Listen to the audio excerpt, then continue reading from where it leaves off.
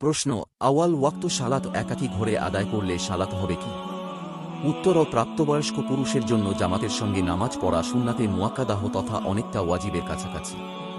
বিনা কারণে জামাত ছেড়ে দিলে ওই ব্যক্তি গুনাহগার হবে। নবীজি সাল্লাল্লাহু আলাইহি ওয়াসাল্লাম কখনো জামাত ছাড়তেন না। এমনকি অসুস্থ অবস্থায় যখন তিনি হাঁটতে পারতেন না, তখনও দুই সাহাবীর কাঁধে ভর করে পা টেনে টেনে নামাজের জামাতে হাজির হয়েছেন। জামাতবিহীন একা একা নামাজ পড়েননি।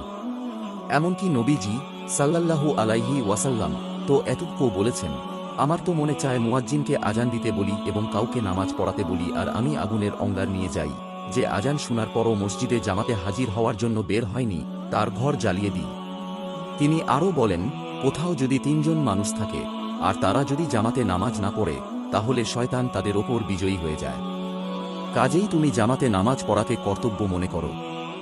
সুতরাং প্রাপ্তবয়স্ক কোনো পুরুষের জন্যই নামাজের জামাত ত্যাগ করা কোনোভাবেই উচিত নয়। তবে নিচের বিষয়সমূহের কারণে অপারগতা বশত জামাতে শরিক হতে না পারলে ওই ব্যক্তি গুনাহগার হবে না। বিষয়সমূহ নিম্নরূপ: ১. অসুস্থতা, ২. হাত পা কেটে যাওয়া, ৩. অন্ধ হওয়া, ৪. প্যারালাইজড হওয়া, ৫. মাত্রাতিরিক্ত দুর্বলতা, ৬. অধিক বৃষ্টি, ৭. রাস্তা খুব বেশি কর্দমাক্ত হওয়া, ৮. অতিমাত্রায় শীত পড়া, ৯. ভয়ানক অন্ধকার হওয়া, ১০.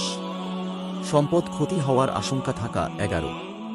মানহানির আশঙ্কা, ১২. প্রাণনাশের ভয় ইত্যাদি।